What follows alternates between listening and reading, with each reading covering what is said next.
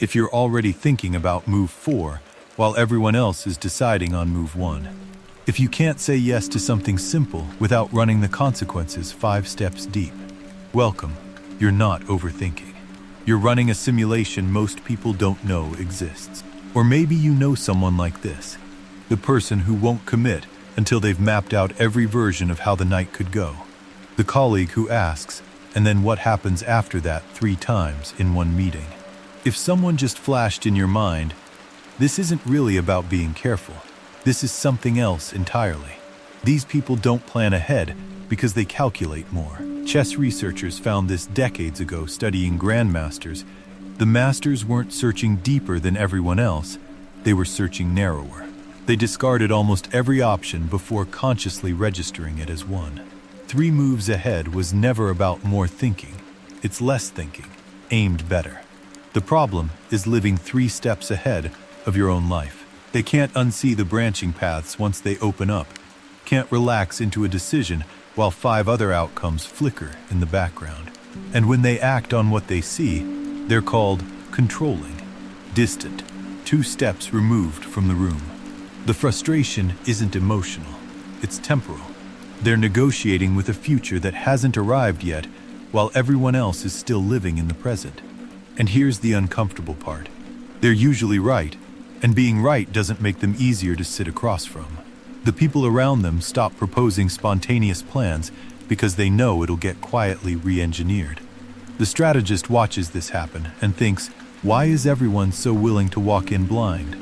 But here's what no one tells you. Being right about the future doesn't mean people want to live inside your version of it. So why?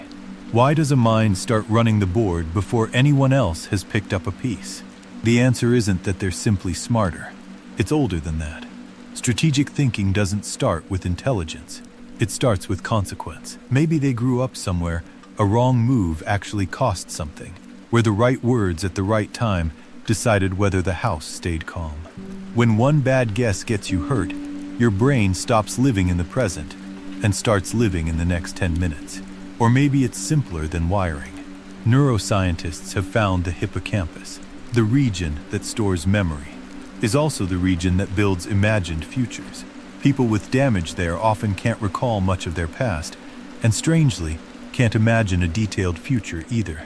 The brain assembles tomorrow out of pieces of yesterday, quietly, before a decision reaches conscious awareness. So when you're dealing with someone like this, you're not dealing with coldness or control. You're dealing with a mind that learned foresight equals survival. Now here's the part almost nobody catches, and it's the exact blind spot intelligence analysts spend entire careers trained to hunt in themselves. It's called mirror imaging. The trap was never running the simulation.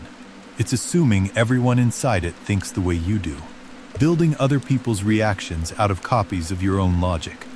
They're negotiating with futures while everyone else lives the day in front of them.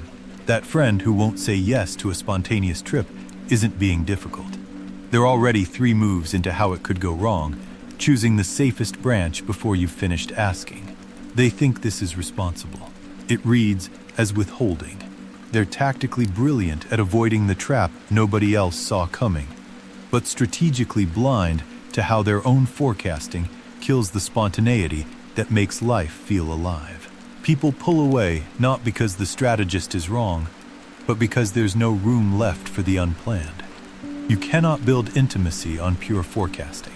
The partner who maps out every version of a fight before it happens still ends up more alone, because forecasting optimizes for avoiding pain, not for being present. Strategists miss the value of not knowing, capping their life at what the model can compute. Thinking ahead requires constant vigilance. Their mind never really rests, handing them futures that haven't happened yet and treating them like facts. And here's what makes it vicious. The more moves you plan, the more you need to. Forecasting gets rewarded, which triggers more forecasting, and the strategist ends up steering alone, exhausted, unable to stop. And if you're self-aware about this, there's another trap. You force yourself to be spontaneous on purpose. And what is that? Another calculated move. You can't out-strategize a strategizing mind. And if you're thinking, but the future really is shaped by present choices. I'm just being responsible. That's not a counter-argument. That's the model talking. The actual research on the best forecasters cuts against this. The most accurate ones weren't the most confident.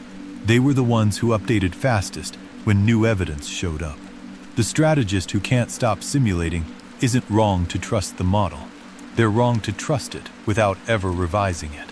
Which means the real question isn't how do I stop thinking ahead? It's which futures deserve the forecast, and which ones am I pre-solving just to avoid the discomfort of not knowing. You're not planning too much. You're planning the wrong things. Every decision falls into one of three categories: futures worth forecasting, high stakes, structurally consistent situations where the same setup reliably produces the same outcome. Use your foresight here without apology. Futures that don't need modeling, low-stakes decisions dressed up as strategic ones, stop simulating these.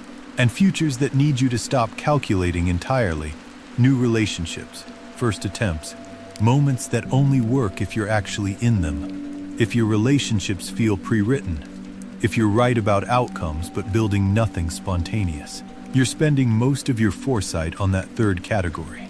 You can notice a pattern forming, but you cannot forecast a genuinely new situation using a model built from old ones. Just be more spontaneous fails as advice because it asks you to shut off the model completely, with no filter for when it's useful. You need better targeting, not less thinking. Elite planners build doubt into the process on purpose.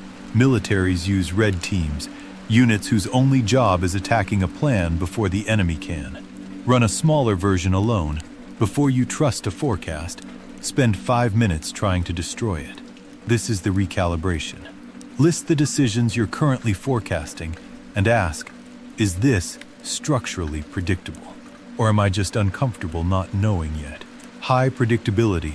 Trust the model at high stakes, note it, and move on at low stakes. Low predictability. High stakes is the danger zone. New people, new chances, unfamiliar situations, where your mind forecasts anyway using data that doesn't apply. When you meet someone new or step into something untested, give yourself 90 days before the model makes any real decisions. Let it run quietly in the background and watch what actually happens. Stop measuring your life by how often your forecasts were correct. Measure it by how many times you let something unfold without pre-solving it, and it turned out better than the model would have allowed. Forecasting compounds in protection. Presence compounds in connection. You get to choose which one you're building. This isn't a flaw. It's a strength aimed at the wrong target too often. The same mind that can see 3 moves ahead in a negotiation can learn to sit inside one unplanned evening and let it be exactly what it is. The people who seem most alive aren't the ones who stopped thinking ahead. They're the ones who learned which futures are worth calculating and which ones are only real once you stop predicting them and simply live inside them. Subscribe and watch this video next.